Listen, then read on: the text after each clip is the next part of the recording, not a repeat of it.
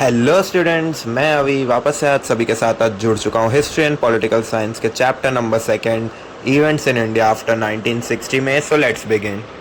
So unlike the last chapter, ये chapter हमारे post independence era के ऊपर है। And I am sorry guys अगर मैंने लेट कर दिया ये वीडियो पोस्ट करने में।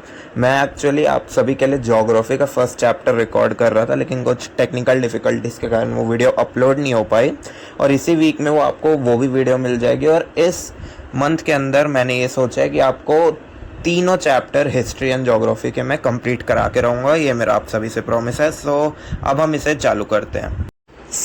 इंडिया को इंडिपेंडेंस 1947 में मिला था ब्रिटिशर्स से, और 1950s में इंडिया ने अपना खुद का कॉन्स्टिट्यूशन भी अडॉप्ट कर लिया था, जिसको भीमराव अंबेडकर जी ने कॉन्स्टिट्यूट किया था।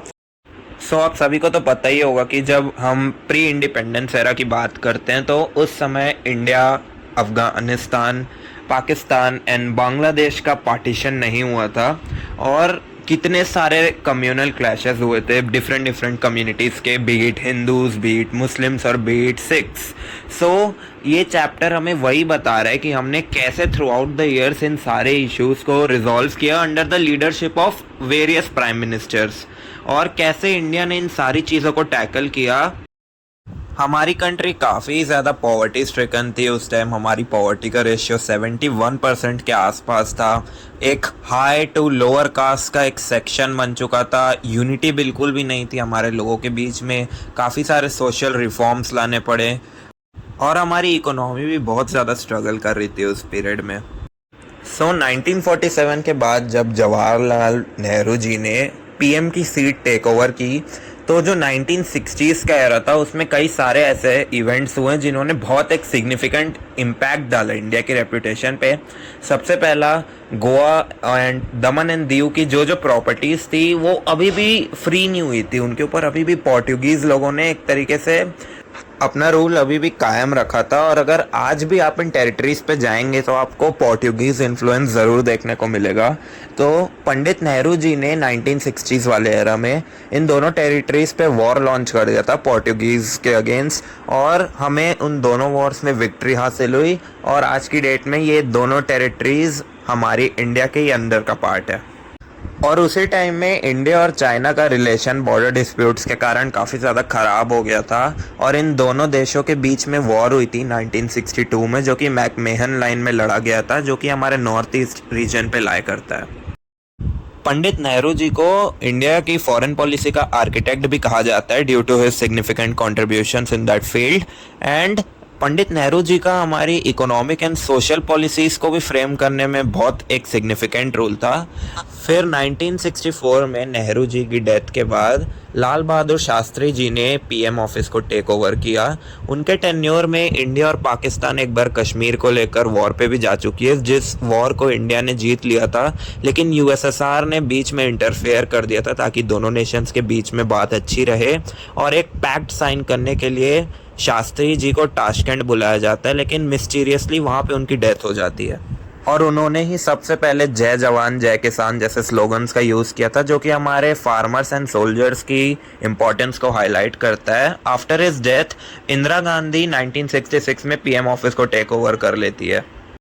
बहुत सारे लोग उनकी डिसीजन मेकिंग एबिलिटी को बहुत ज़्यादा एडमायर करते थे, और उनके टेन्योर में वेस्ट पाकिस्तान ईस्ट पाकिस्तान के ऊपर बहुत सारी ऑपरेसिव पॉलिसीज़ को लागू कर देता है, जो ईस्ट पाकिस्तानीज़ को बिल्कुल भी अच्छा नहीं लग रहा था। और उनके एक सुप्रीम लीडर मुजीबुर रहमान और उनकी ऑर्गेनाइजेशन मुक्ति बहिनी उस समय बहुत ज़्यादा प्रोटेस्ट कर रही थी वेस्ट पाकिस्तान के अगेंस्ट। अगर मैं आपको शॉर्ट में बताऊं, बेसिकली वेस्ट पाकिस्तान और ईस्ट पाकिस्तान की दो अलग अलग एथनिसिटी एंड लैंग्वेजेस थी।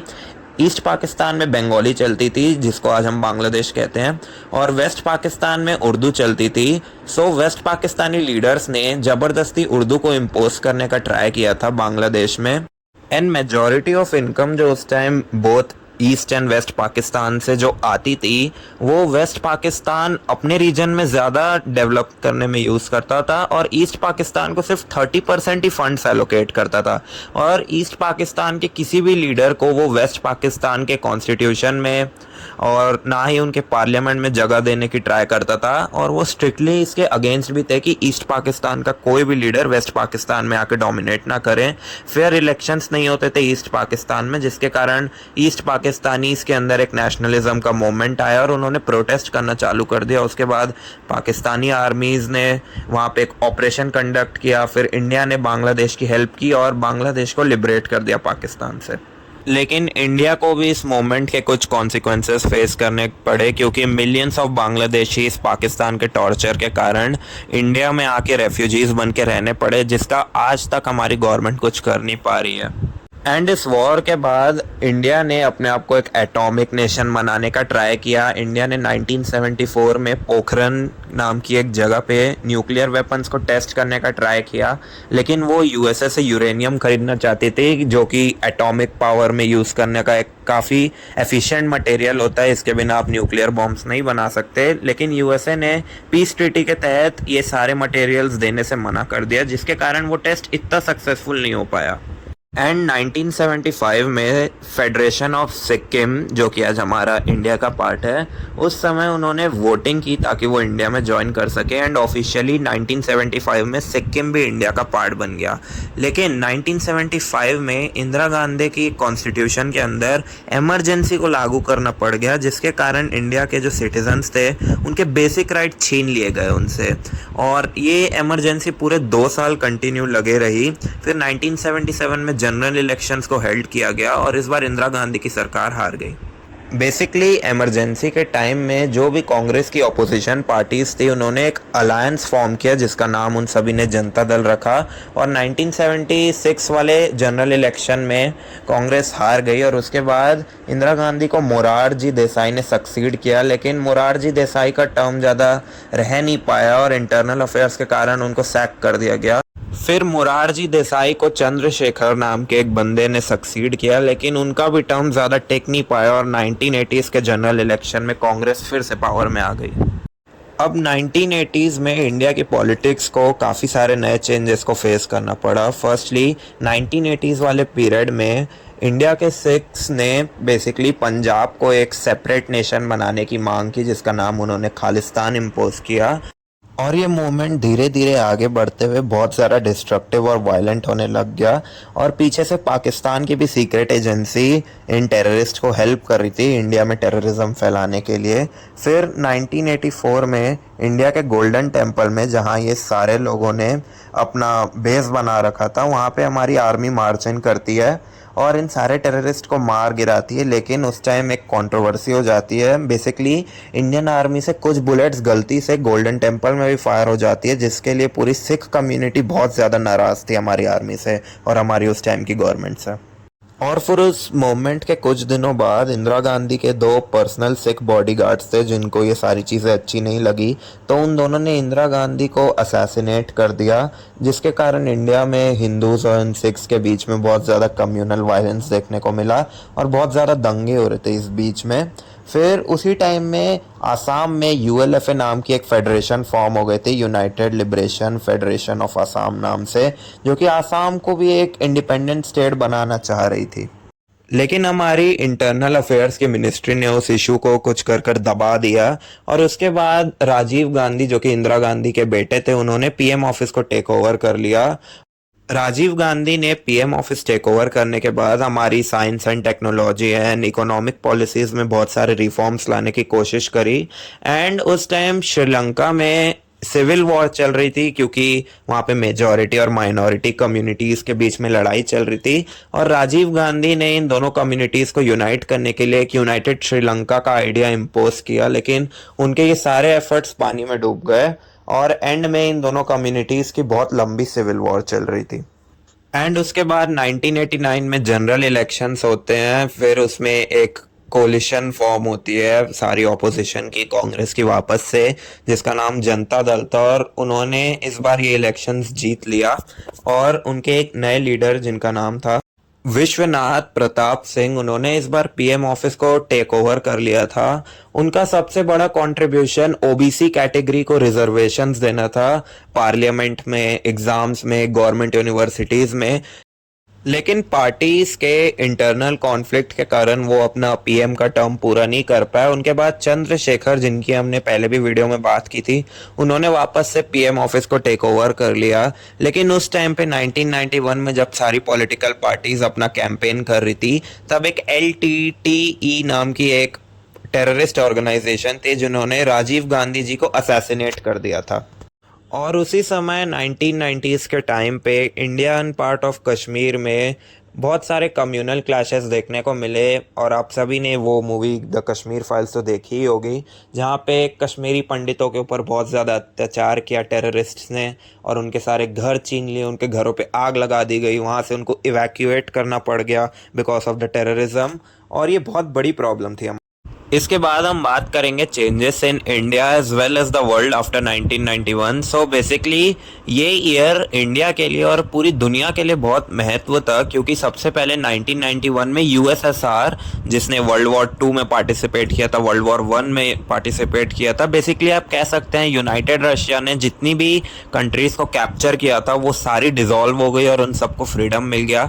And secondly PV Narasimha Rao की लीडरशिप में इंडिया ने 1991 में लिबरलाइजेशन पॉलिसी को इम्प्लीमेंट कर दिया था, जिससे हुआ ये कि जो बाहर की कंपनीज है वो इंडिया में अब आके अपना मार्केट्स खोल सकती है, वो यहाँ पे अपने मैन्युफैक्चरिंग हब्स बना सकती है, यहाँ के लोगों के ऊपर एम्प्लॉयमेंट जनरेट होती और यहाँ इंडियन गवर्नमेंट का रेवेन्यू जनरेट होता इन सारी चीज़ों के लिए, और हमारा इंडिया मैन्युफैक्चरिंग हब बनने के स्टेप में आगे बढ़ रहा था। एंड उनके पीरियड के 5 साल बाद 1996 से 1999 तक हमारी लोकसभा में कोई भी एक पॉलिटिकल पार्टी की क्लियर मेजॉरिटी थी नहीं, इसीलिए 3 अलग अलग बंदों ने एज प्राइम मिनिस्टर वर्क किया।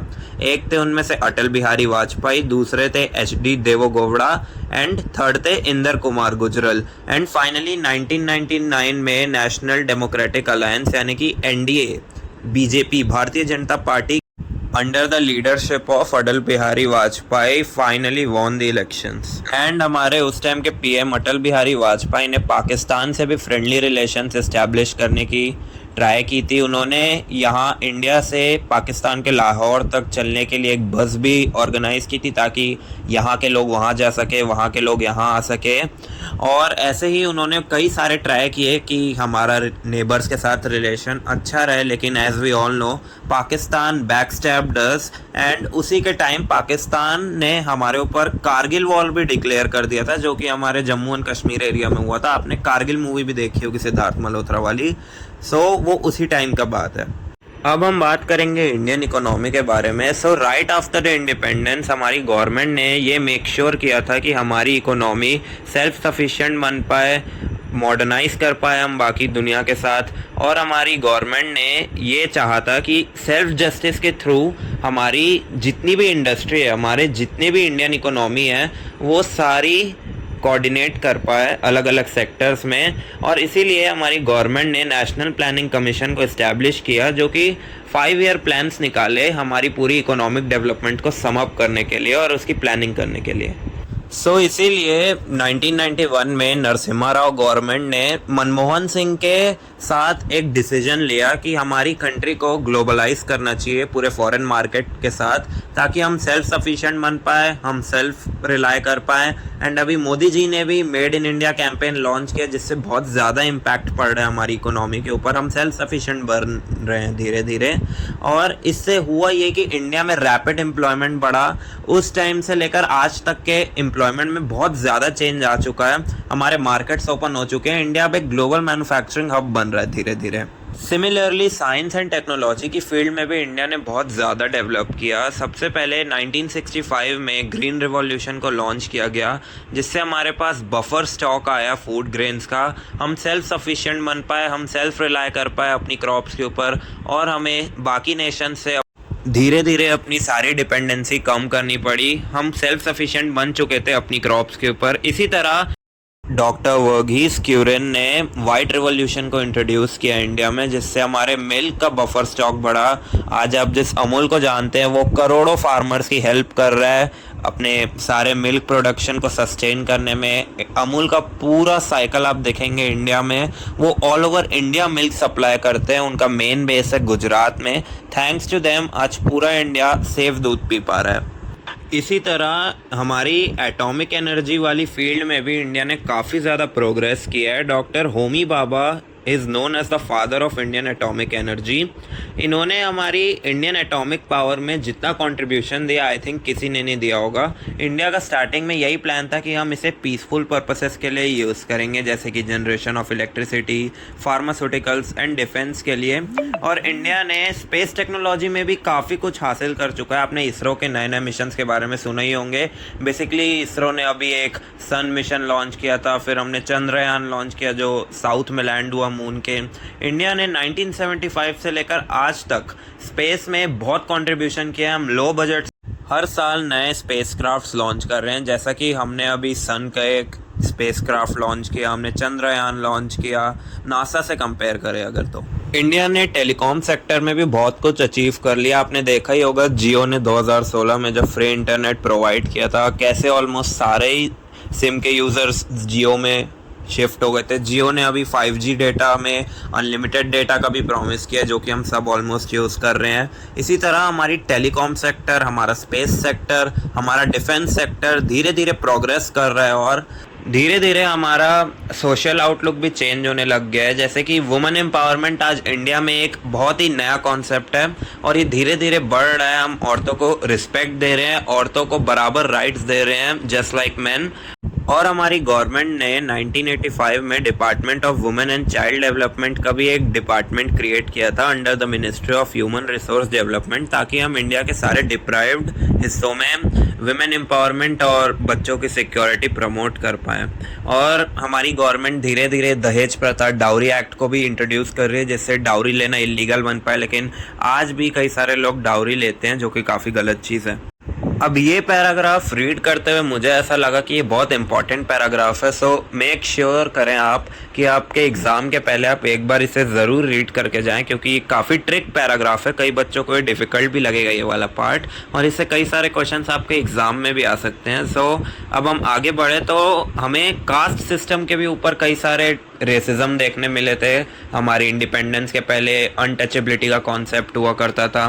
सो उसको भी टैकल करने के लिए 1953 में the Kaka Saheb Kalelkar commission was set up to make sure कि जितनी भी बैकवर्ड कास्टेस हैं, जैसे कि एसटी और ओबीसी, उन सबको इक्वल राइट्स मिल सके और उनकी लिविंग कंडीशंस भी काफ़ी अच्छी होनी चाहिए एज़ कम्पेयर टू जनरल। सो अब हम बात करेंगे उन लोगों की जिन लोगों ने हमारा कॉन्स्टिट्यूशन डिज़ाइन किया था। तो बेसिकली उनका मानना यही था कि सोसाइटी के जितने भी बैकवर्ड सेक्शन के लोग हैं, जैसे कि एसटी और ओबीसी कास्ट वाले लोग, उनके लिए भी लिविंग एंड वर्किंग कंडीशंस एकदम जनरल कैटेगरी की तरह ही डिवाइडेड एंड इक्वल होने चाहिए थे। इसीलिए 1953 में द काका साहेब कालेकर कमीशन को भी सेटअप किया गया था, ताकि जितने भी बैकवर्ड कास्ट के लोग हैं उनकी लिविंग एंड वर्किंग कंडीशंस को सुधारा जा सके, और ये ना हो कि आगे लोअर कास्ट के लोग और अपर कास्ट के लोगों के बीच में हमें डोमेस्टिक वायलेंस देखने को मिले, एक सिविल वॉर न छिड़ जाए हमारे इंडिया के अंदर। इसीलिए 1989 में भी अ प्रिवेंशन ऑफ एट्रोसिटी एक्ट को भी पास किया गया था, जिसमें से शेड्यूल्ड कास्टेस को रिजर्वेशन की सर्विस प्रोवाइड कर दी गई थी। जैसे कि आपको एजुकेशन की रिजर्वेशन मिलेगी, आपको गवर्नमेंट कॉलेजेस की रिजर्वेशन मिलेगी, and the most important government politics में भी रिजर्वेशन मिलेगी बैकवर्ड कास्टेस के लोगों को। अब हम बात करेंगे हमारे चैप्टर के लास्ट पैराग्राफ, जो ये चैप्टर को सम अप कर देगा, ग्लोबलाइजेशन के बारे में। सो बेसिकली जब 1991 में नरसिम्हा राव गवर्नमेंट के अंदर ग्लोबलाइजेशन को अप्रूव किया गया था, सो बेसिकली हुआ ये था कि हमारे मार्केट्स ओपन हो गए थे, जैसा कि मैंने आपको पहले एक्सप्लेन किया था, जिससे बहुत सारे चेंजेस आए सोशली, इकोनॉमिकली। बैकवर्ड कास्ट वालों को जॉब्स मिलना शुरू हुई और हमारी कंट्री डेवलप होना शुरू हुई पहले से। उसके बाद हुआ ये कि हमारी कंट्री धीरे धीरे, जैसे ही हमारी कंट्री के मार्केट खुलने लगे, तो हम एक ग्लोबल मार्केट बनते गए। धीरे धीरे हमारा world politics and Jio politics में डोमिनेंस बढ़ता गया। इसीलिए इंडिया ने फास्टली G20 एंड ब्रिक्स जैसी ऑर्गेनाइजेशन को ज्वाइन किया, और इस साल तो इंडिया ने G20 को होस्ट भी किया था। और ग्लोबलाइजेशन प्रोसेस को अडॉप्ट करने के बाद हमारी कुछ इंडस्ट्रीज में बहुत ज़्यादा रैपिड चेंजेस आए, जैसे कि हमारी टेलीकम्युनिकेशन वाली इंडस्ट्री। उसमें हुआ ये था कि जितने भी सैटेलाइट कम्युनिकेशन से यूज़ होने वाले डिवाइसेस थे, जैसे कि televisions, mobile phones, laptops, internet, ये सभी को हमारी कंट्री में एक चेन बनाया गया ताकि हम different parts of the region में इसको अच्छी तरीके से डिस्ट्रीब्यूट कर सके। और इंडिया ने पूरी दुनिया को ये भी दिखाया कि कैसे वर्ल्ड की सबसे बड़ी डेमोक्रेसी स्टेबली वर्क करती है। इससे हुआ ये कि हमारे जो इंडियन सिटीजन्स थे, आज से लेकर अगर हम पहले के टाइम से कंपेयर करें तो हमारी डाइट अच्छी हुई, हमारे लिविंग कंडीशंस पहले से सुधरे हैं, हमारे poor section of the community को जॉब्स मिल रही है और ओवरऑल इंडिया डेवलप हो रहा है। अब हम नेक्स्ट चैप्टर में पढ़ेंगे इंटरनल अफेयर्स ऑफ इंडिया के बारे में। आज के वीडियो के लिए इतना ही। थैंक यू गाइस अगर आपने ये वीडियो पूरा देखा तो। अब मैं इसके बाद ज्योग्राफी के फर्स्ट एंड सेकंड चैप्टर को अपलोड करूंगा। सॉरी अगर मैंने इतना लेट कर दिया इन दोनों वीडियोस को पोस्ट करने में। एक्चुअली ज्योग्राफी का तो मैंने आपको बता ही दिया फर्स्ट वीडियो का हुआ क्या। अब इसको हम क्रोनोलॉजिकल ऑर्डर में फॉलो करेंगे, जैसे मैं ज्योग्राफी के दोनों वीडियोस अपलोड करने के बाद हिस्ट्री का थर्ड वीडियो जल्दी से ले आऊँगा। एंड प्लीज़ अगर आपने पहली वाली वीडियो नहीं देखी है तो do check it out guys, और आप इस वीडियो को भी देख के एक बार बुक से रीडिंग ज़रूर कर लेना। थैंक यू अगर आपने पूरी वीडियो देखी है तो please like and subscribe. Peace out.